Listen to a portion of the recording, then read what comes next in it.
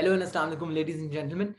Today we have a very special guest. We have Dr. Asim Riaz Katana. A very brief introduction of Dr. Asim. Dr. Asim is currently serving as the Assistant Professor of Orthodontics at FMH College of Medicine and Dentistry. He is the CEO of the Ora Dent Clinic, consultant orthodontist at the Smile Center. He's the Senior Vice President of the Insaf Doctors Forum of Pakistan by PTI, and he's one of the directors of the DICE Academy. Thank you so much, sir, for joining us. बहुत खुशी हुई आपने time निकाला on a Sunday. Means a lot to me. कैसे हैं sir आप? ठीक है? बिल्कुल ठीक. आप कैसे हैं? Alhamdulillah, sir. Sir, with your permission, should we start the questions right away? Please go ahead. Perfect. All right, sir. सबसे पहला सवाल. Let us just start from how you got into dentistry. आप डेंटिस्ट्री में घुसे कैसे and how was your journey through dental school? वो एक story होती है सबके पास. How was that journey and how did you get into it? And how did you get into dentistry? अच्छा, लाइक जैसे सबकी स्टोरी होती है उसी तरह की भी मैं बड़ी शॉर्ट सी करता हूँ कि I was also trying for MBBS, admission in MBBS, और अनफॉर्चुनेटली कहीं भी एडमिशन नहीं हो रहा. तो finally I got admission in BDS in Islamabad.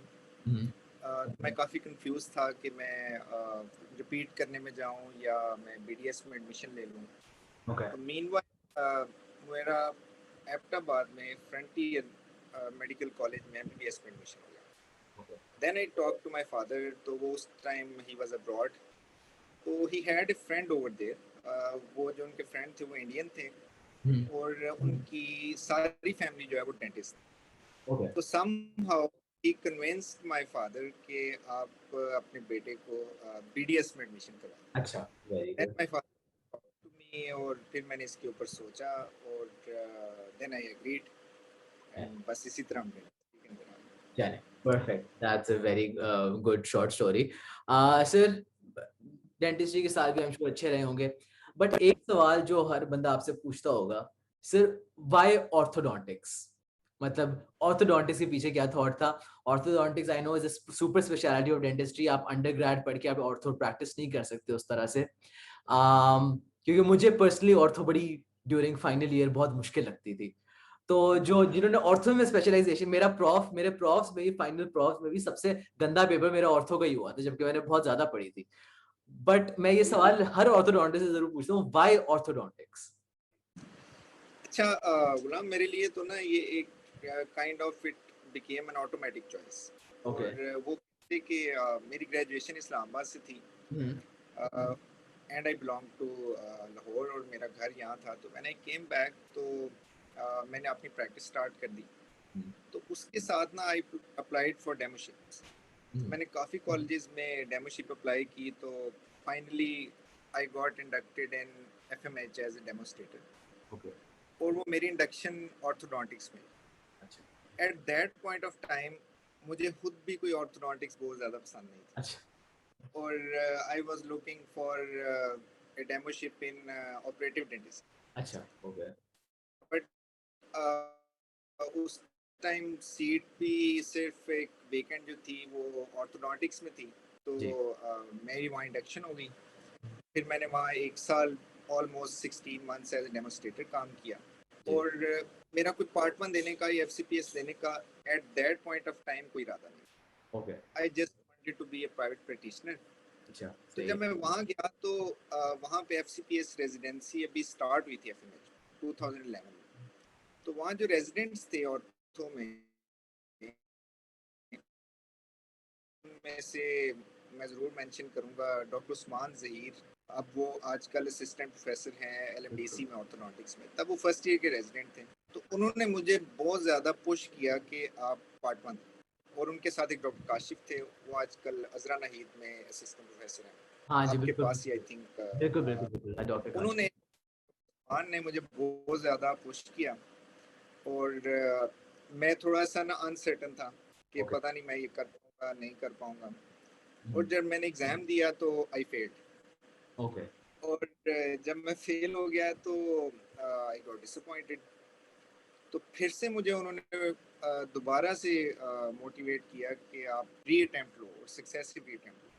तो हमारे मैंने दोबारा अटेम्प्ट ली and luckily I got through. तो हमारे प्राइवेट कॉलेजेस के अंदर ना एक बड़ी मज़ेदार सी चीज़ है कि यहाँ पे ना जो एक सिस्टम का पार्ट होता है ना, तो उसको पोस्ट ग्रेजुएट रेजिडेंसी स्लॉट मिलना आसान होता है।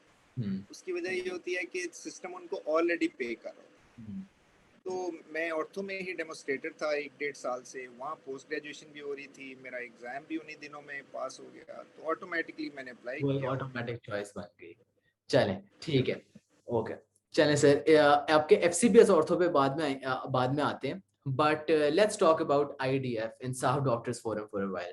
You are the senior vice president of IDF. सबसे पहला ये दो सवाल हैं, how has this experience been, and second, how did you get into IDF, इसके पीछे क्या स्टोरी थी? अच्छा, आपके क्वेश्चन का जो सेकंड पार्ट है उसका मैं पहले आंसर कर जी देता हूँ। बिल्कुल। फर्स्ट पार्ट, मैं पीटीआई के सपोर्टर तो था बैक फ्रॉम 2008 आई थिंक, और तब सिर्फ एक सपोर्टर ही थे हाथ साहब के। उसके बाद मैंने बाकायदा मेंबरशिप की अपनी, मैं पीटीआई का मेंबर बना इन 2010 आई गेस। ओके। तो उसके बाद से ना छोटी मोटी एक्टिविटीज़ और बस पॉलिटिक्स के अंदर थोड़ा इंटरेस्ट लेना शुरू कर दिया। और आई am not a politician, but जब पीटीआई को एक मेंबर बने तो उसके अंदर हमने छोटी मोटी एक्टिविटीज़ करते रहे। देन इन 2015 मेरे एक फ्रेंड हैं डॉक्टर सईद मुस्तफ़ा, बिल्कुल। वो जनरल हैं इंसाफ डॉक्टर्स फोरम के। तो उन्होंने मुझे कन्विंस किया कि तुम आईडीएफ में आ जाओ। तो मैंने फिर इसको कंसिडर किया। I talk to a few people जो ट्रस्ट वर्दी थे, मेरे करीबी थे, और ज़्यादातर ने इसको प्रूव नहीं किया ऑब्वियसली कि ये आप तो कोई इस नहीं करने करता। मैं भी अपने अ, अब्बू को जब बताता हूँ कि मैंने आगे जाके पॉलिटिक्स ज्वाइन करनी है या कुछ इस तरह करना है, तो माय फादर इज लाइक, तुम क्या पागलपन कर रहे हो, मतलब व्हाई, हमारी हमारी खानदान में कभी किसी ने पॉलिटिक्स नहीं की, तुम क्या करोगे? तो ये एक वो है। या तो including my family nobody supported. Okay. तो मे बी ये एक मेरा भाई है यूके में, he supported me okay. And another friend. और इसके अलावा मैंने फिर स्टार्ट कर दिया। पहले मैं डिस्ट्रिक्ट काउंसिल में आया लाहौर में, मैंने काम करना शुरू किया डेंटिस्ट्री रिफॉर्म्स के ऊपर, कुछ ना कुछ एक स्टार्ट लिया। उसके बाद फिर मैं आहिस्ता आहिस्ता मैं पंजाब काउंसिल में आया, और उसके बाद परफॉर्म करता रहा, और इवेंचुअली मुझे इन्होंने सेंट्रल काउंसिल के अंदर लिया। तो आजकल मैं एज एसवीपी आईडीएफ पाकिस्तान जो है ना, वो अपनी रिस्पॉन्सिबिलिटी। चलिए, that is a very interesting story. Doctor Saeed ने आप में ऐसा क्या देखा कि उन्होंने आपको कहा कि आप ज्वाइन करें आईडीएफ? क्योंकि डॉक्टर सईद का तो ये था ना दैट उन्होंने जाके ऑब्जर्व किया एंड देन ही गॉट, वो खुद ही गॉट इनटू इट, और वो थोड़ा सा पहले आ गए थे इससे। 2015 से पहले उन्होंने ज्वाइन कर लिया था, आई फील लाइक आईडीएफ। आपने उन्होंने आप में ऐसा क्या देखा कि उन्होंने आपको भी कहा कि आप भी, उनके और भी दोस्त होंगे आई एम श्योर जिनको वो कह सकते थे, पर उन्होंने ऐसा क्या, वो कुछ तो बताते होंगे कि ऐसा क्या था, ऐसे क्या आप दोनों के थॉट्स मिलते थे कि उन्होंने आपको कहा कि आइडिया ज्वाइन करो? अच्छा, एक तो ये कि मैं और सईद हम क्लास फेलोज हैं बीडीएस या के। ओके, और यस आई नो। या उसके बाद से हमारी पीटीआई के ऊपर, पॉलिटिक्स के ऊपर ऑन एंड ऑफ डिस्कशन रहती थी। और जब वो लाहौर आता था अपनी आईडीएफ की डिफरेंट मीटिंग्स के लिए या सेमिनार्स के लिए या एक्टिविटीज़ के लिए, तो he used to stay at my place. Okay. तो उसमें वो फिर मेरे साथ डिस्कस करता था चीज़ें कि ये हम ऐसे कर रहे हैं, ऐसे कर रहे हैं, और उसके ऊपर वो मेरे इनपुट्स लेता था। तो ही थॉट कि आई कुड बी अच्छा। Of some value. तो चलिए। उसने मुझे पहले 1-2 दफ़ा कहा, मैंने थोड़ा रिफ्यूट किया, और फिर एक दफ़ा ही just came and he said कि नाउ यू आर जॉइनिंग। तो ओके। ज्वाइन कर लिया। चलिए, दैट्स वेरी इंटरेस्टिंग। सर, अब इसी को आगे लेके चलते हैं, तो सेहत कार्ड के बारे में बात करते हैं। मैं जब सेहत कार्ड केबीके में तो है पिछले 10-12 सालों से, अब 10 सालों से।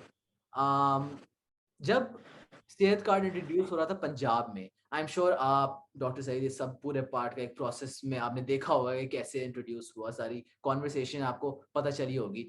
जब इंट्रोड्यूस हुआ तो it was a very big thing कि पंजाब जैसे प्रोविंस में, it's a huge province, huge population, उन सब को सेहत कार्ड जैसी फैसिलिटी प्रोवाइड कर देना, द होल पॉपुलेशन, तो वो एक बहुत बड़ा स्टेप था हेल्थ केयर सेटअप के लिए। I feel like the biggest insurance model in the world मेरे ख्याल से, तो इस तरह का कुछ था। तो सर वो उसके पीछे से कॉन्वर्सेशन क्या थी? सेहत कार्ड को पंजाब में इंट्रोड्यूस कैसे करना है, क्यों करना है, द होल प्रोसेस, उसके बारे में आप अगर थोड़ा सा लाइट शेड कर सकें। ये इस तरह से हुआ कि खान साहब के ना सारे इदारों को मिला के या सारे रिफॉर्म्स पैकेज को अगर आप देखें ना, तो जो सबसे ज़्यादा वो जिसको इम्पोर्टेंस देते हैं ना, वो हेल्थ है एंड एजुकेशन। और एजुकेशन। और आपने देखा होगा उनके जितने वेलफेयर सेक्टर में काम है, शौकत खानम हो गया, वो भी हेल्थ के अंदर है, नमल यूनिवर्सिटी बनाई, वो एजुकेशन सेक्टर में है। तो हेल्थ के साथ उनका एक फैमिली लिंक भी है। आपको आइडिया है कि उनकी जो मदर हैं, शी डाइड ऑफ कैंसर। उसके बाद से उन्होंने ये सारी एफर्ट शुरू की। तो हेल्थ जो है ना, वो मैं ये वर्ड यूज़ करता हूँ कि खान साहब के दिल के करीब है। और इसी का कुछ एडवांटेज आईडीएफ को भी होता है कि शायद बाकी जो विंग्स हैं उनको भी इम्पोर्टेंस मिलती है, बट आईडीएफ को हेल्थ पॉइंट ऑफ व्यू से खान साहब डायरेक्टली अप्रोच करते हैं। तो जब हेल्थ सेक्टर को इन्होंने इम्प्रूव करने का सोचा, पहले आपको पता है केपी में हमारी गवर्नमेंट आई, तो वहाँ पे सबसे पहले सेहत कार्ड का ना कॉन्सेप्ट इंट्रोड्यूस किया। उस टाइम के ऊपर पहले हेल्थ टास्क फोर्स के चेयरमैन डॉक्टर हमायूं को इन्होंने लगाया केपीके के अंदर। अभी वो करंटली सेनेटर भी हैं पीटीआई। उसके बाद इन्होंने खान साहब ने डॉक्टर नौशेरवान बरकी को बुलाया। नौशेरवान बरकी, डॉक्टर नौशेरवान बरकी वो फिर इवेंचुअली वो बाद में जब फेडरल में भी गवर्नमेंट आ गई, तो वो प्राइम मिनिस्टर की हेल्थ टास्क फोर्स के चेयरमैन भी रहे। And he is the person who actually जिन्होंने शौकत खानम को बनाने में सबसे बड़ा रोल प्ले किया। वो कज़न भी हैं खान साहब के, फर्स्ट कज़न हैं। बल्कि आप आई डोंट नो आपके इल्म में है या नहीं, बट जो सीपीएसपी के जो फाउंडर थे general Burki, he was father of doctor Nausherwan back in 62 I think उसके अंदर लिखा। तो डॉक्टर नौशेरवान बरकी का इसके अंदर काफ़ी इनपुट शामिल था कि वो ये कहते थे कि हमारा जो हॉस्पिटल का जो सिस्टम है ना, ये इतना रिडंडेंट है कि अगर हम इसको ठीक करने की कोशिश करेंगे, जो कि वो कर भी रहे हैं, तो it's going to take long. एक तो ये रीज़न थी कि हमें कोई ऐसा शॉर्ट टर्म सॉल्यूशन देना चाहिए कि जिससे जो गरीब अवाम है उसको फौरी रिलीफ मिले। जैसे खान साहब बार बार अपनी तकरीरों में कहते हैं कि जब एक गरीब घराने में कोई बीमारी आती है ना, कोई बड़ी बीमारी आती है, जैसे कैंसर है या कोई लिवर फेलियर है या कोई हार्ट की डिजीज़ है, तो वो उसके साथ कोप नहीं कर पाते। उनकी जितनी जमा पूंजी होती है घर के अंदर, घर से बाहर, वो सब कुछ ज़ाहिर है सेहत से आगे तो कुछ भी नहीं है, तो वो उसके ऊपर लगाते हैं और इवेंचुअली वो जो एक पॉवर्टी लाइन इंडेक्स से नीचे हैं, वो और नीचे जाते जाते हैं। तो उन्होंने उनका ये आइडिया था कि हमारी जो गरीब अवाम है वो गवर्नमेंट हॉस्पिटल्स के अंदर जाती है इलाज कराने, और वहाँ की फैसिलिटीज़ और वहाँ के जो सिस्टम्स हैं वो आपके सामने हैं। तो वो ये चाहते थे कि उनको एक इक्वल प्लेटफॉर्म दिया जाए कि वो प्राइवेट हॉस्पिटल्स के अंदर जाके अपना ट्रीटमेंट करवा सकें।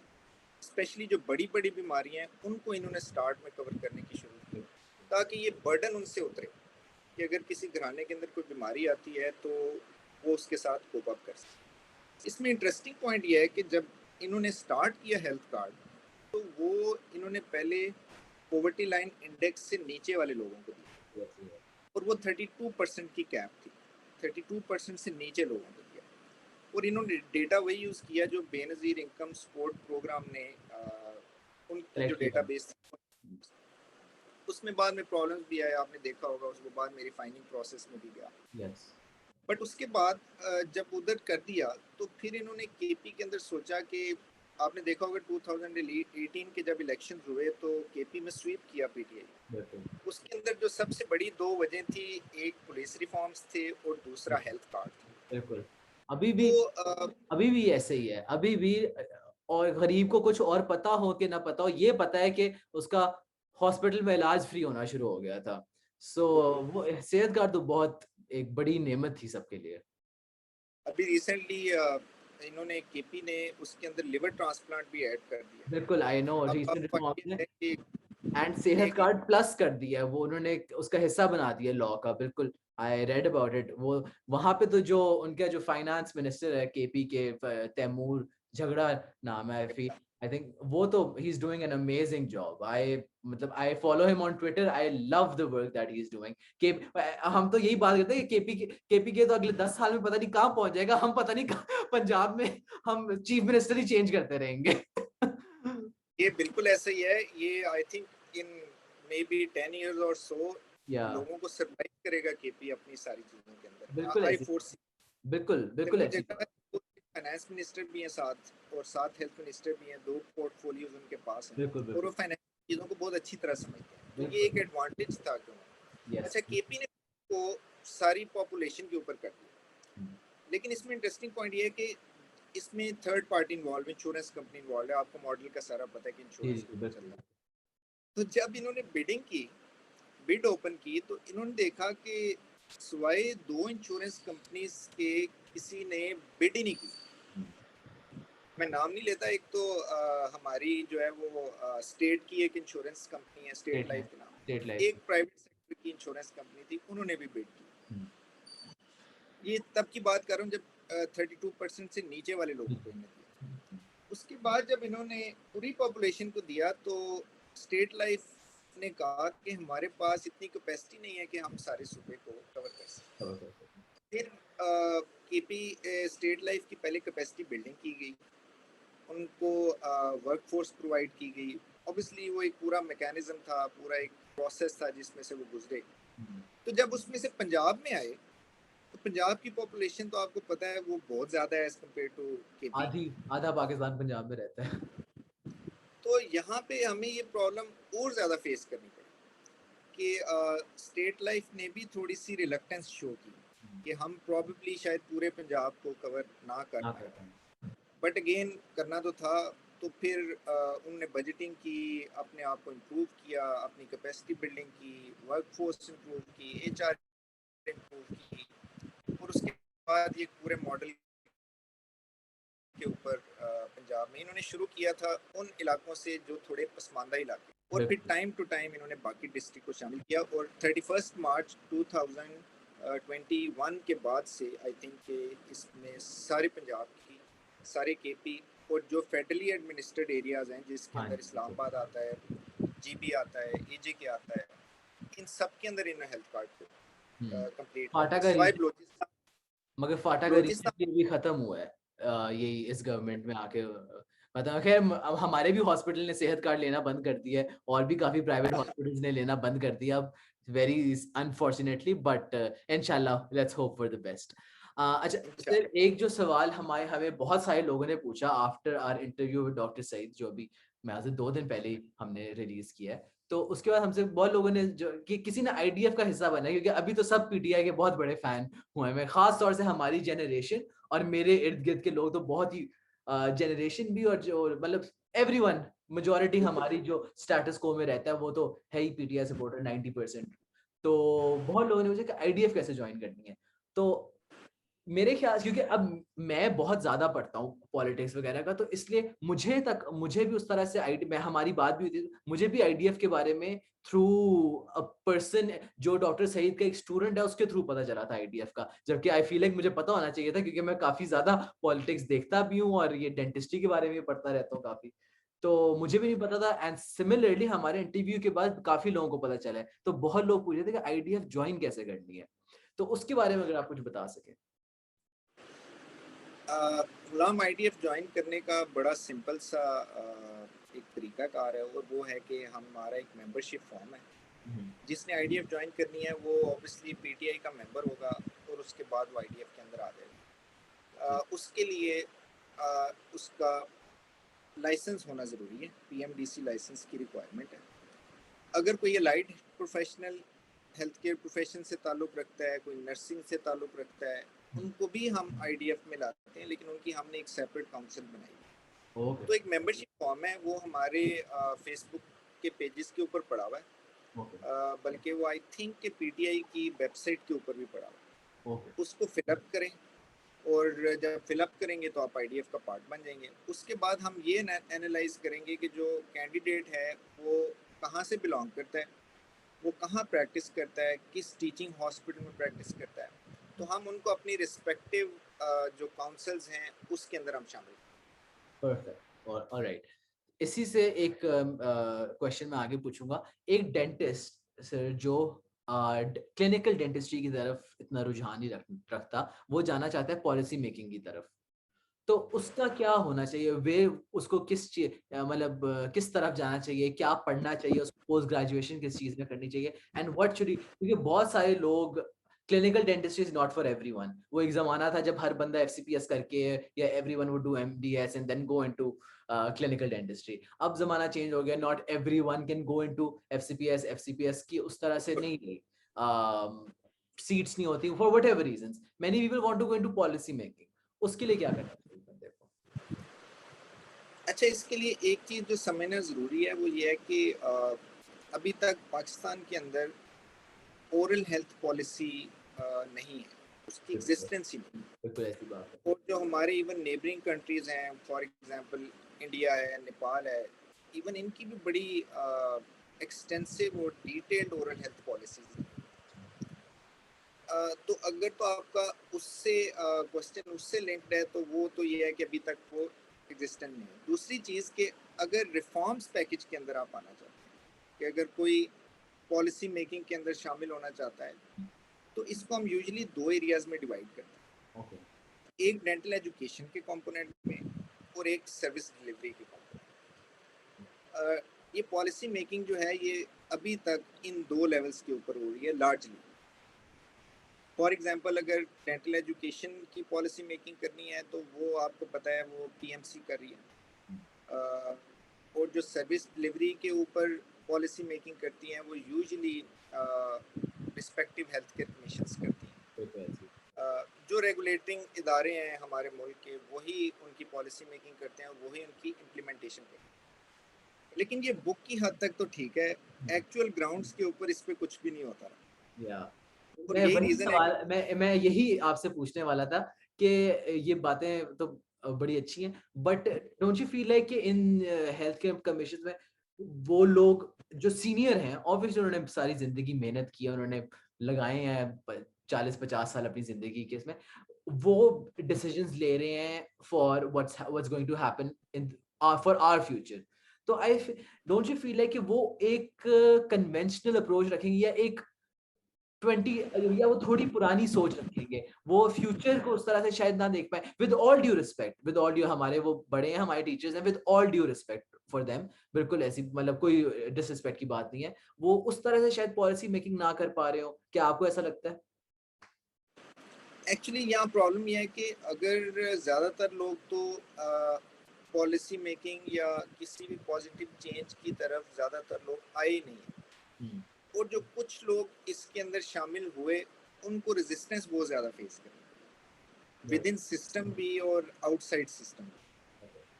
तो उसका रिजल्ट ये निकला कि आहिस्ता आहिस्ता ये जो प्रोसेस है ये रिडंडेंट से रिडंडेंट होता चला। yeah, अभी आपके मैं क्वेश्चन पे आता हूँ कि अगर कोई यंग ग्रेजुएट जो है वो इस तरफ आना चाहता है तो उसको कौन सा कैरियर पाथ चूज करना बिल्कुल, चाहिए।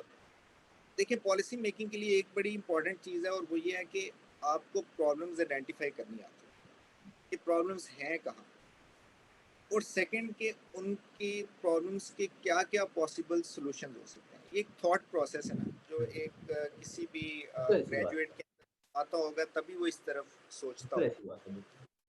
तो जब आप प्रॉब्लम्स आइडेंटिफाई करते हैं ना, ज़्यादातर हमारे यहाँ आपने देखा होगा, आप किसी से भी बात करें तो वो आपको 1 2 3 4 he will tell you a list of problems कि अब यहाँ 50-60 प्रॉब्लम्स हैं और आपको एक डिप्रेसिंग कंडीशन के अंदर लाएगा या और उसके अंदर आपको आर्गूमेंट्स के अंदर इंगेज करेगा। आप पॉजिटिव बात करना चाह रहे होंगे लेकिन वो कहेगा यहाँ तो सिस्टम ही ख़राब है, यहाँ क्वैक्स हैं, यहाँ कोई रेगुलेशन नहीं है, यहाँ कुछ नहीं हो सकता। ठीक है, लेकिन ऐसा नहीं है। हमारा प्रॉब्लम ये रहा है कि हम खुद भी उतने एंथुजियास्टिक नहीं रहे अभी तक कि हम गवर्नमेंट को या उन इदारों को इतना पुश कर सकें कि वो इन चीज़ों को करेक्ट करने की तरफ आए। और दूसरा एक जो मैं बड़ी अपने यंग ग्रेजुएट्स को ना एक एडवाइस करना चाहता हूँ कि अगर आपने पॉलिसी मेकिंग की तरफ आना है तो ये एक माइंडसेट आपने चेंज करना होगा। आपने अपने आप को इस माइंडसेट पे लाना होगा कि अगर आपने ये सारी चीज़ें ठीक करनी हो तो how would you go about it, that's where the process starts. वरना होता क्या है कि अगर आप देखें, मैं एक एग्जांपल आपको देता हूँ कि हम ये कहते हैं कि यार हमारी जो बीडीएस की क्लिनिकल ट्रेनिंग है वो बड़ी कॉम्प्रोमाइज्ड है। हमारे जो ग्रेजुएट्स हैं, young graduates, not all of them but most of them, वो शायद इतने कॉम्पिटेंट नहीं है कि वो स्ट्रेट अवे अपनी क्लिनिकल प्रैक्टिस शुरू करें, जिसका रिजल्ट ये निकलता है कि जो ग्रेजुएट्स हैं वो या तो कंटिन्यूइंग एजुकेशन कोर्सेज की तरफ जाते हैं और या वो पोस्ट ग्रेजुएशन की तरफ जाते हैं। तो ये एक शॉर्ट कमिंग है कि हमारी क्लिनिकल ट्रेनिंग उस लेवल पे नहीं है जिस लेवल पे उसको होना चाहिए। लेकिन इसको अगर आपने इम्प्रूव करना है तो उसके अंदर आप देखें कि आप अकेले इम्प्रूव नहीं कर सकते, आपको डिफरेंट स्टेक होल्डर्स की सपोर्ट चाहिए उसको इम्प्रूव करने।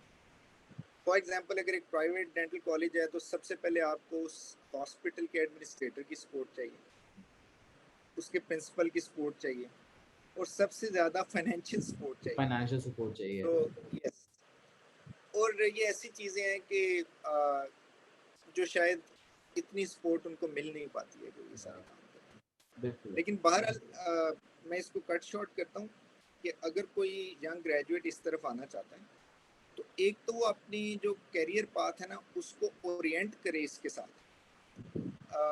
फॉर एग्जांपल, अगर कोई आपने एफसीपीएस की तरफ जाना है तो एक इतना लंबा प्रोसेस है, इतना टफ प्रोसेस है कि वो कंप्लीट करने के बाद यूजुअली लोग ट्रेनिंग अपनी उस प्रैक्टिस के अंदर इतना फंस जाते हैं और अपनी उस प्रोफेशन के अंदर इतना फंस जाते हैं और इतना लेट हो जाता है कि वो फिर सोच नहीं पाते हैं कि वो कैरियर चेंज करें या वो लाइन अपनी उस टाइम के ऊपर चेंज करें।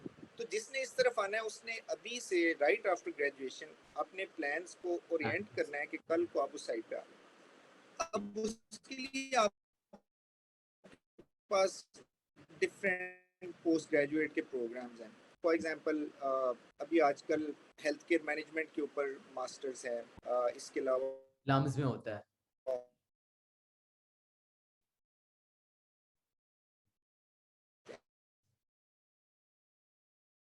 और उसके बाद एक्सपीरियंस है वो करेंगे। शुरू होंगी कि हमारे सिस्टम में ये लिंक्स खराब हैं और इनको हम ऐसे ऐसे ठीक कर सकते। उसके लिए एक प्लेटफॉर्म जो है ना हमारा आईडीएफ का भी अवेलेबल है। मैं आपको बड़ी इंटरेस्टिंग बात बताता हूँ कि हमारा जो भी पीटीआई का फेडरल में टेन्योर था ना फ्रॉम 2018 टू 2022, तो हमने डेंटिस्ट्री रिफॉर्म्स के ऊपर काफ़ी काम करने की कोशिश की, स्पेशली मैंने और मेरे साथ डॉक्टर सईद मुस्तफा। उनमें से कुछ छोटी छोटी चीज़ें हम कर पाए जो शायद बहुत बड़ी नहीं थी और हम बहुत बड़ी चीज़ें करना चाहते थे लेकिन हम नहीं कर पाए।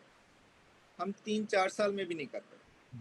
कुछ माइनर सक्सेसेस हमने ली, लेकिन इसमें से पॉजिटिव ये था कि मैंने फर्स्ट टाइम ऐसे लोग देखे या ऐसे लोगों से मैं मिला कि जो एक्चुअली में डेंटल फील्ड को कुछ ना कुछ इम्पोर्टेंस दे रहे, जिनके अंदर डॉक्टर फैसल सुल्तान का मैं नाम ज़रूर मेंशन करूँगा और डॉक्टर बर्की का नाम ज़रूर मेंशन करूँगा और तैमूर झगड़ा टू सम एक्सटेंट।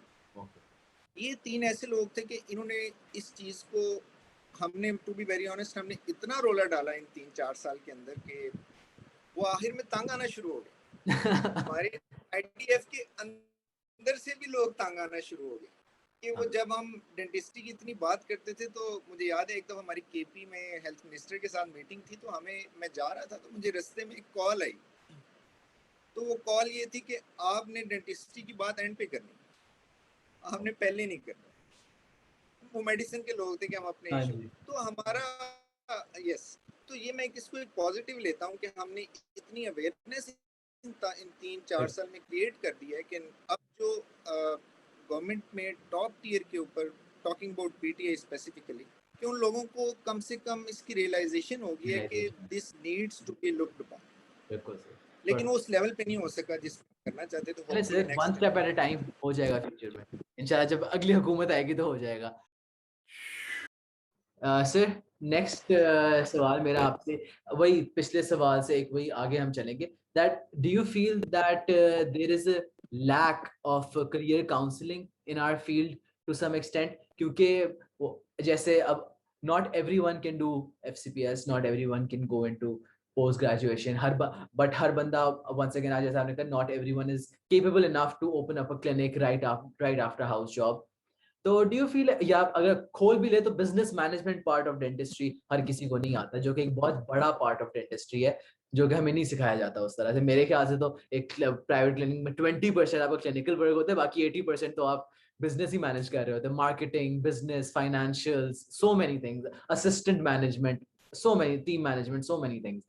तो do you feel like there is a lack of career counselling, और ये बेहतर कैसे हो सकती है? I think there is total lack of career counselling. मैं इसको कैरियर काउंसलिंग से ज़्यादा कैरियर ऑप्शंस का नाम दूंगा, बिकॉज जब एक यंग ग्रेजुएट निकलता है आफ्टर हाउस जॉब, तो ही इज़ ब्लैंक, क्या मैंने क्या करना। Now he is looking for options, ठीक है, कि मैं कोई क्लिनिक ज्वाइन कर लूँ या मैं पोस्ट ग्रेजुएशन की तरफ चला जाऊँ।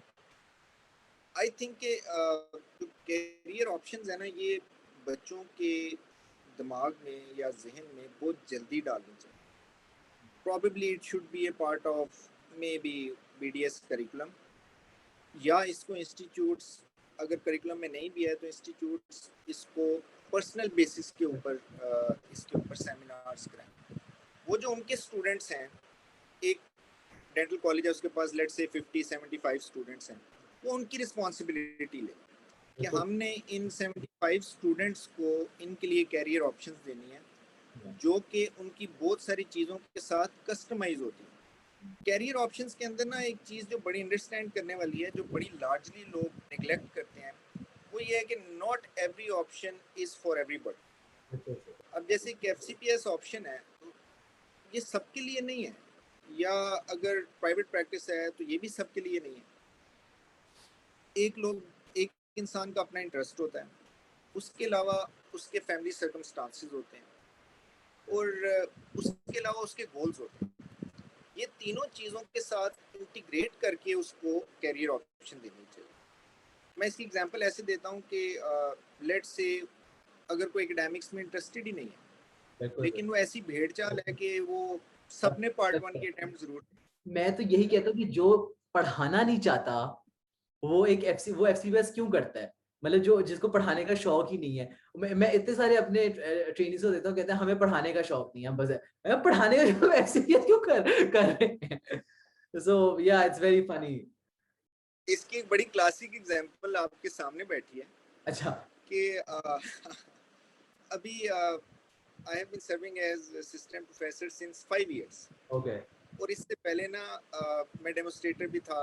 तो हमारे जब पोस्ट ग्रेजुएट रेजिडेंसी थी ना, उसके अंदर हमसे डेमोस्ट्रेटर का काम भी लिया जाता था साथ, क्योंकि आप प्राइवेट डेमोस्ट्रेटर क्लिनिकल स्पेशलिटीज के अंदर नहीं रखते, वो पोस्ट ग्रेजुएट ट्रेनीज रखते हैं और उन्हीं से डेमोस्ट्रेटर। तो मैं अंडरग्रेड्स के साथ ना काफ़ी टाइम से इन्वॉल्व रहा हूँ, आई थिंक 2011 ऑनवर्ड्स, कोई 10-11 ईयर्स, और बड़ा प्योरली फैकल्टी के अंदर मैं कोई 4-5 ईयर्स से।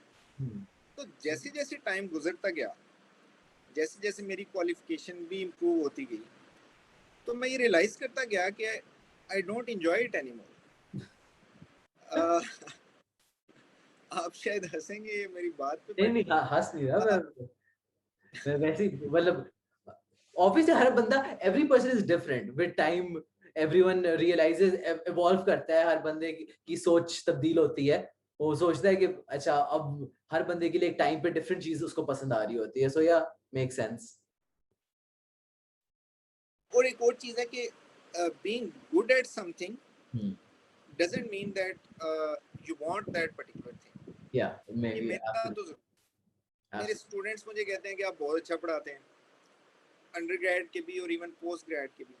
तो मैं उनको यही कहता हूँ कि फिर भी मैं इसको एंजॉय नहीं करता, अगर मैं अच्छा भी पढ़ाता हूँ तो। तो अब मैं इस स्टेज पे पहुंच गया हूँ कि नाउ आई रियलाइज कंप्लीटली कि मैं के लिए नहीं बना ओके और मैं अपना फ्यूचर एकेडमिक्स के अंदर देखता भी नहीं। ओके तो अब ये देखें कि ऐसा इंसान कि जिसने पहले पार्ट 1 दिया, फिर उसने एग्जाम्स दिए, फिर उसने रेजिडेंसी की, फिर वो एक फैकल्टी में भी आ गया, and it took me 35 years to realise, अगर मैं जनरल टर्म्स में बात करूं, और अगर मैं प्रोफेशनल टर्म्स में बात करूं तो मुझे शायद 12 साल लग गए यहाँ तक पहुँचने में कि मैं रियलाइज करूं कि मैं इस चीज़ के लिए नहीं बना।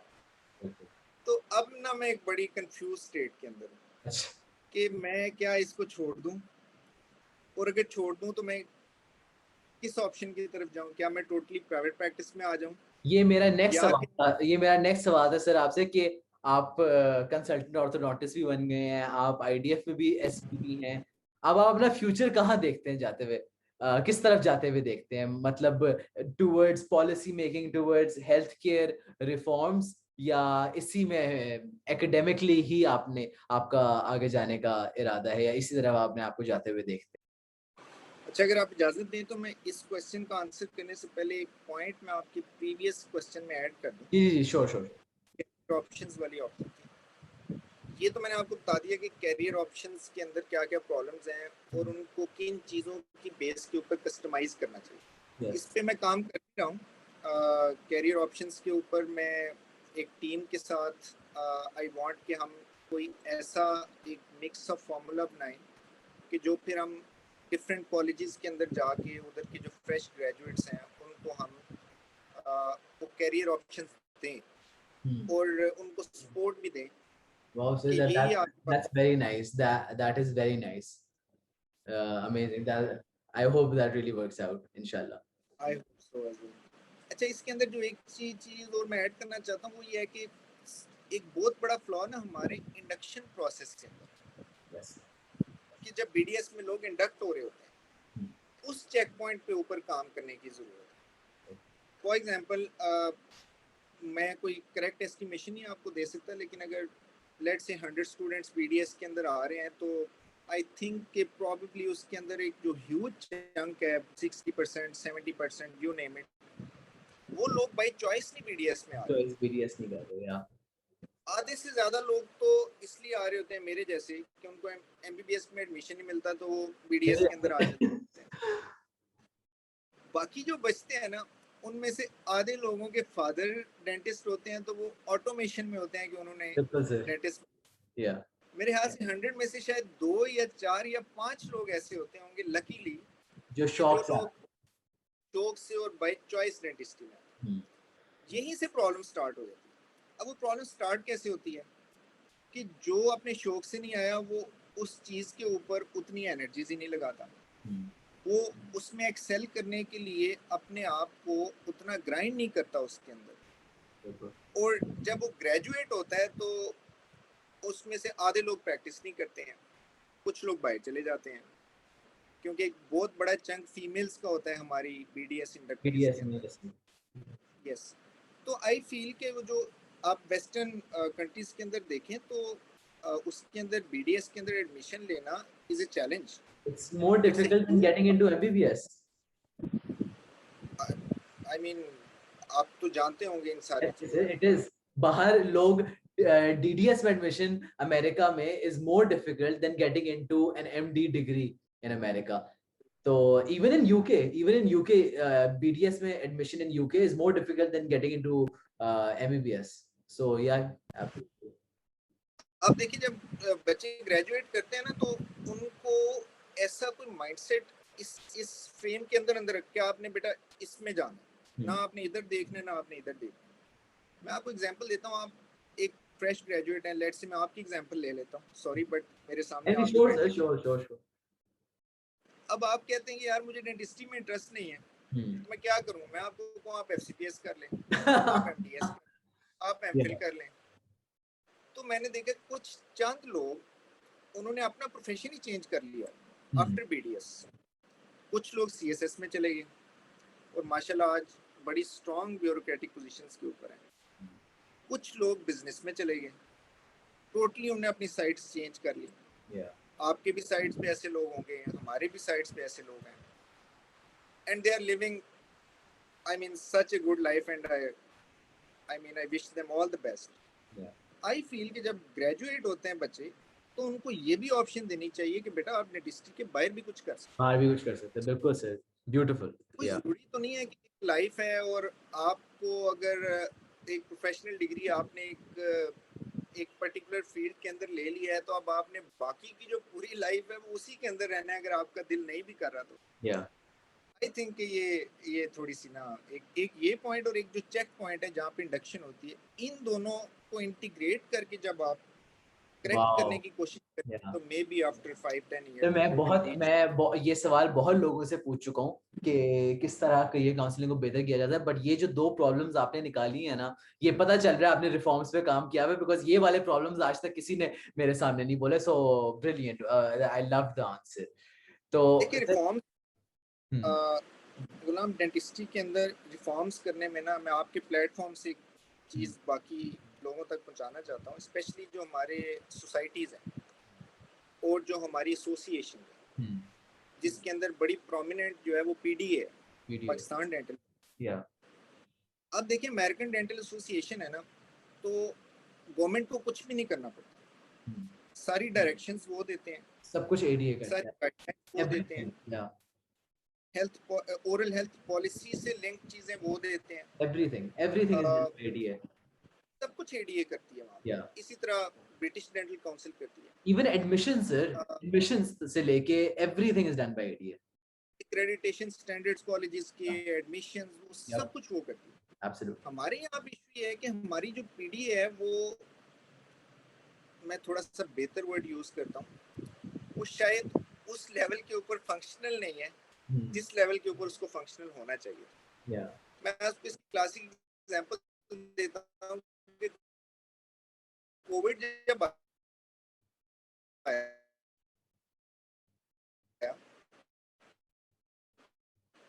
तो सब कंट्रीज ने ना कोविड काम पीडीए को बहुत प्रीएम्प्टिवली कर लेना चाहिए। ये एक छोटी सी एग्जांपल है, इनके तो बहुत बड़े बड़े काम होने चाहिए, तो नोबडी टुक इंटरेस्ट। तो मैंने फिर सईद को आई रिमेंबर मेरी सईद से बात हो रही थी, तो मैंने उसको कहा यार मैंने ये गाइडलाइंस पढ़ी हैं, तो हम पाकिस्तान के अंदर क्यों ना ऐसी गाइडलाइंस दें। यस, उसने कहा कि करते हैं इसके ऊपर काम।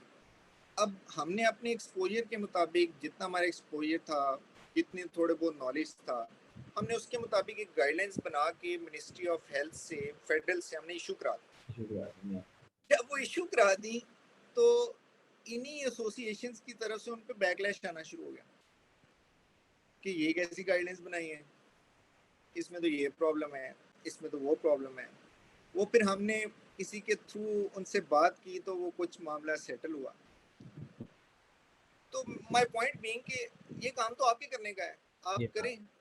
बल्कि मैं पीडीए को ये कहना चाहता हूँ कि आप प्लीज नेशनल डोमेन में आए, उसमें आपको डोमेन में आने के लिए जो हमारी हेल्प चाहिए हम आपको सपोर्ट करेंगे, बिल्कुल सर, लेकिन ये सारी चीजें आप अपने प्लेटफॉर्म के थ्रू दें बिल्कुल सर, मैं तो ये ताकि सोच रहा आप। था, हमें तो पता ही नहीं था कि मतलब अगर जैसे doctor Saeed is general secretary and he is working directly with the health minister, you're working directly with the health minister, you're working directly with Asad Umar who has been chairman NCOC, तो obviously अगर दो dentist इस position पे काम करें तो dental reforms, I am sure अगर organisations put their head towards this, और तो आई एम श्योर ये चीजें, but I feel like sir in the coming years I've seen जिस तरह जो कमिंग जनरेशन ऑफ डेंटिस्ट है, PADS एक ऑर्गेनाइजेशन शुरू हुई है, Pakistan association of dental students, APDS एक ऑर्गेनाइजेशन शुरू हुई है, Asian Pacific dental students association, amazing organisation है, दोनों CMH से शुरू हुई हैं। तो सर अमेजिंग, 5,000 स्टूडेंट्स और एक 6,000 स्टूडेंट्स इनके पार्ट्स हो चुके हैं, तो ये बहुत प्रोएक्टिवली आप इनका अगर काम देखें, आई am sure you will love it. तो बहुत प्रोएक्टिवली काम कर रही हैं on dental policy making with in the student bodies, तो इन पे बहुत ज्यादा काम किया, और मैंने भी इनके साथ बहुत ज्यादा काम किया है, क्योंकि हमने ही शुरू किया, हमारे ही बैच और हमसे एक जूनियर बैच ने हमने शुरू किया था, so it was amazing sir. वो आपको अगर आप और to be honest I am looking forward to these students coming up, और ये लोग कल को इंशाल्लाह ताला एक चेंज लाएंगे इंशाल्लाह सर। मैं एक दूसरी चीज इसमें ऐड करता हूँ कि आपने देखा होगा कि एक तो पीडीए है जो Pakistan dental association across the country, इसके अलावा हमारी सोसाइटीज़ है, ऑर्थोडोंटिक्स की सोसाइटी है, सोसाइटी है, PAOMS कॉग्निटिव। है, बिल्कुल ऐसे हैं। अब आप बाहर की सोसाइटीज देखें तो उनकी डोमेन्स के अंदर बहुत सारे काम है जो वो करते हैं। बिल्कुल for yes example referral pathways है फॉर एग्जांपल, तो यस उन्होंने बड़ी क्लियर कट जुरिस्डिक्शंस दी हुई हैं कि यहाँ तक एक जनरल डेंटिस्ट करेगा, उसके बाद इन कंडीशंस को वो यहाँ पे रेफर करेगा और इन कंडीशंस को वो एट क्लिनिक ही मैनेज करेगा। एक एग्जांपल दिया है, दूसरी एग्जांपल मैं आपको ये देता हूँ कि उन्होंने सारी जो मेडिकेशन डेंटिस्ट्री के अंदर यूज होती हैं उनकी बड़ी पर्टिकुलर किस्म की गाइडलाइंस बनाई हैं। अब ये सोसाइटीज का काम होता है ये चीजें डेवलप करना कि डोमेन्स के अंदर लोगों को फिक्स करना। यहाँ हमने देखा होगा कोई डोमेन ही नहीं है, एवरीबॉडी इज डूइंग एवरीथिंग। मैं किसी को रोक नहीं रहा या मैं किसी पे बिल्कुल वो नहीं सर, कर नो रहा, no no, this is a very good, good this enough is why not. This is a very good thought के अगर ऑर्गेनाइजेशंस और एसोसिएशंस उस तरह काम करना शुरू हो जाएं द वे दे, जो उनका पोटेंशियल है, तो yes a lot of change can be brought. ये तो मतलब दिस इज इनके वन ऑफ पास द फंड, थिंग्स। जी सर। इनके पास वर्कफोर्स है, इनके पास बिल्कुल फंड्स हैं, इनके पास नेटवर्क है। ये मेरे सईद या कोई दो चार और लोगों के करने का काम नहीं है, और ना हम इनका काम ये शायद नहीं कि किसी साल में एक कॉन्फ्रेंस करा लें बड़ी सी। नहीं sir, I love this idea because I feel like मैं बहुत ज्यादा सोचता हूँ इस तरह की कि किस तरह चेंज ला सकते हैं डेंटिस्ट्री में, बहुत ज्यादा सोचता हूँ। तो ये चीज मैंने कभी नहीं सोची थी, this is something I have heard for the first time, so I really love this idea कि बाकी में organisations and associations start working together तो a lot of change can be brought to the dental field. I love this answer. Yeah. चले जी sir, next question वही था कि आप अब अपना फ्यूचर बताएं कि आप किस तरफ जाना चाहते हैं। अच्छा, एक तो मैं इसमें अभी मेरे पे 100% क्लैरिटी नहीं, I should be very honest, या लेकिन इतनी मुझे क्लैरिटी आ गई है कि मैं एकेडमिक्स के अंदर मैं सारी लाइफ टाइम नहीं रह सकता। May be a few more years, 5 years 3 years something like this. जैसे ही मैं यहाँ तक भर जाऊंगा ना तो मैं चले इंशाल्लाह, अब मैं आगे देखता, चले मैं इंशाल्लाह आगे देखता। Hopefully we see you somewhere in policy making. Next हुकूमत आती है तो हो सकता है आप इंशाल्लाह उधर ही कहीं आगे गवर्नमेंट में हम आपको देखें इंशाल्लाह। सर बहुत अच्छा इंटरव्यू जा रहा है, हमारे बस 2 सवाल रह गए। एक का तो आपने जवाब दे ही दिया ऑलमोस्ट कि what can we as individuals do better and help the younger generation. ठीक है, इसका आप थोड़ा सा ब्रीफली जवाब दे दें कि हम एज इंडिविजुअल्स कैसे चेंज हो सकते हैं to help the younger generation. I think कि सबसे जो पहली चीज़ है वो है हेल्पफुल होना। जो हमारे ज़्यादातर सीनियर्स हेल्पफुल हैं,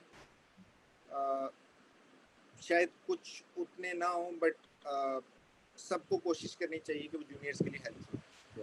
दूसरी इम्पॉर्टेंट चीज़ ये है कि हमें उन लोगों को एजुकेट करने के साथ साथ उनके लिए अपॉर्चुनिटीज़ भी प्रोवाइड करनी चाहिए।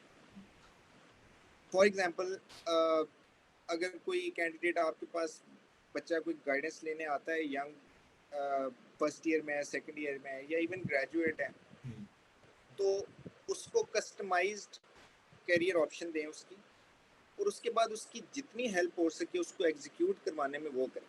उसको कनेक्शंस इसके अंदर जो दूसरी सबसे बड़ी, जी मैं कह रहा हूँ कनेक्शंस बताएं, लोगों से बात करा दें या किसी और। यस या यस दूसरी चीज़ वो है रोल मॉडल्स।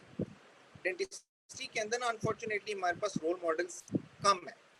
ठीक है, आप गिने तो मैं आपसे पूछता हूँ कि आपके डेंटिस्ट्री में कितने रोल मॉडल्स हैं?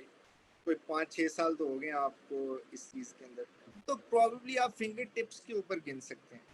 ठीक है, कि यार मैं ये मेरा रोल मॉडल है। तो हमने डेंटिस्ट्री के अंदर अपने आप को अभी तक उतना रोल मॉडल भी नहीं बनाया कि जिसको देख के यंग जनरेशन जो है वो ये सोचना शुरू कर दे कि मैं डेंटिस्ट्री के अंदर अपने आप को एक स्टेज पे लेके जाऊं।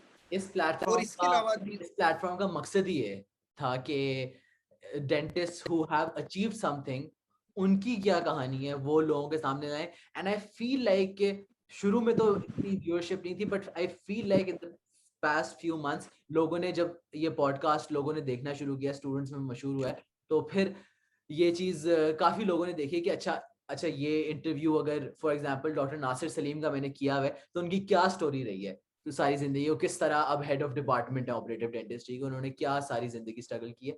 तो आई फील लाइक कि अब कुछ उस तरफ हम जा रहे हैं कि लोगों को कुछ रोल मॉडल मिलना शुरू हो, but yes once again a very good answer, absolutely. Doctor Nasir is probably one of the best role models अगर कोई उनको फॉलो करना चाहता है। या एब्सोल्युटली डॉक्टर आबिद अशर हैं, डॉक्टर खुरम एब्सोल्युटली है, या I mean people like them, इनके पास बैठना है थोड़ी देर और थोड़ी देर डिस्कस करना चीज़ों को, वही आपके लिए एक बड़ा गेन है। बिल्कुल सही। तो एक तो यंगर जनरेशन के अंदर थोड़ी हंगर होनी चाहिए, यस इस माइंड से भी थोड़ा निकलना चाहिए कि स्पून फीडिंग करेंगे, या आपको खुद जाना पड़ेगा। सर ये तो आई इसके 100% एग्री। मुझे इतनी दफा इंस्टाग्राम पे मैसेज आता है कि ओआरई के लिए कैसे पढ़ते हैं। मैं कहता हूँ मैंने एक वीडियो पूरी बनाई हुई है जिसमें मैंने डॉक्टर सारा जुबैर का इंटरव्यू किया हुआ है, वो ओआरई देख के अब वहां पे कर रही हैं। कहता है अच्छा लिंक भेज दें। मैं कहता हूँ यार आप लोग यूट्यूब पे जाके सर्च नहीं कर सकते कि डॉक्टर सारा जुबैर का इंटरव्यू, वो लिंक भी मांगते हैं कि लिंक भेज दें हम बाद में देख लेंगे। कहता हूँ चले, बट नहीं हंगर की बात is very important. Under grade के ऊपर मैं एक डेंटल कॉलेज के अंदर पढ़ाता हूँ, तो हम बहुत ज़्यादा स्पून फीड करते हैं बच्चों को, जिससे मैं पर्सनली एग्री नहीं करता इतना। थोड़ा सा थॉट प्रोसेस चलने देना चाहिए उनका, वो खुद भी कुछ सोचें, लेकिन वो जब वो इस आदत से ही निकलते हैं ग्रेजुएशन से, तो वो फिर ऑब्वियसली नॉट टू से कि it doesn't apply to all of them. No, no, yeah, I completely agree. चलें सर, last question कि what do you think about this project and startup of ours, and कुछ advice अगर आप हमें देना चाहें। Sorry दोबारा, can you repeat your question Yes sir. Please? What do you think about this platform, this startup of ours, and अगर कोई advice आप हमें देना चाहें। जब मुझे फर्स्ट टाइम आपके इस प्लेटफॉर्म का पता चला तो मैंने इसको देखा, and I was pleasantly surprised to be very honest. मुझे पता चला कि ये फर्स्ट पॉडकास्ट है डेंटल के अंदर। फिर मैंने आपकी प्रोफाइल भी देखी, तो जो जितना थोड़ा बहुत मेरा एक्सपोजर है ना, ऐसे लोग जो एनर्जी वाले होते हैं ना, वो आपको नज़र आ जाते हैं। Thank you sir, thank you. और योर प्लेटफॉर्म इज समथिंग कि जो शायद आने वाले टाइम के अंदर ये कितनी बड़ी रिस्पॉन्सिबिलिटी जो है वो इसके ऊपर आने वाली है, कि उसका फ़ायदा शायद सारे पाकिस्तान को होगा। फॉर एग्जांपल ये जो काम आपने शुरू किया आज एक डोमेन के अंदर, कल को ये मल्टी डायमेंशंस के अंदर एंटर हो जाएगा। और आज आप अगर 5 एरियाज कवर कर रहे हैं तो आप 2, 4, 5 एरियाज और कवर करना शुरू कर देंगे। तो मैं इस तरह से देखता हूँ कि आज से कोई 5 साल बाद, या you name the amount of time, उस टाइम के बाद I see you going places. इंशाल्लाह सर, द इंशाल्लाह। Amount of work you are doing and the way you are doing it. Thank you so much sir. और एक और चीज़ कि आपको इसको आगे ले जाने में, इसको प्रोग्रेशन में डालने में मेरी अगर कहीं भी कोई हेल्प हो सकती है तो आई एम हियर, आपने मुझे ज़रूर थैंक यू बताना। So much sir, that means the world to me. मेरे जितने छोटे-मोटे रिसोर्सेज हैं उसके अंदर रहते हुए मैं आपके लिए पूरी Thank you so much, sir. That absolutely means the world to me. Thank you so much once again. बहुत अच्छा लगा सर आपने संडे को टाइम निकाला हमारे लिए। इंशाल्लाह hopefully in the future we can move towards better dental reforms जब नेक्स्ट हुकूमत आती है। इंशाल्लाह I will interview you and doctor Saeed एक साथ once Imran Khan comes back into power, so that we can then talk once again कि अब what's the future like, because अभी तो पता नहीं इलेक्शन कब होने हैं, hopefully इस साल हो जाएंगे, I'm very hopeful still, but let's see where this government goes inshallah. Khan साहब को हमने कहा ना कि याद है हमारी मीटिंग थी, तो I just out of nowhere मैं सोच के गया हुआ था, तो मैंने खान साहब को कहा मैंने आपसे एक ही बात करनी है। हाँ, और मैंने ज़रूर करनी है। उन्होंने कहा बताओ। मैंने कहा स्केलिंग और एक्सट्रैक्शन, ये 2 ट्रीटमेंट्स आप हेल्थ कार्ड में डालें। तो उन्होंने मुझे जवाब देने की बजाय ना he looked at doctor Faisal, तो उन्होंने कहा नहीं हो सकता।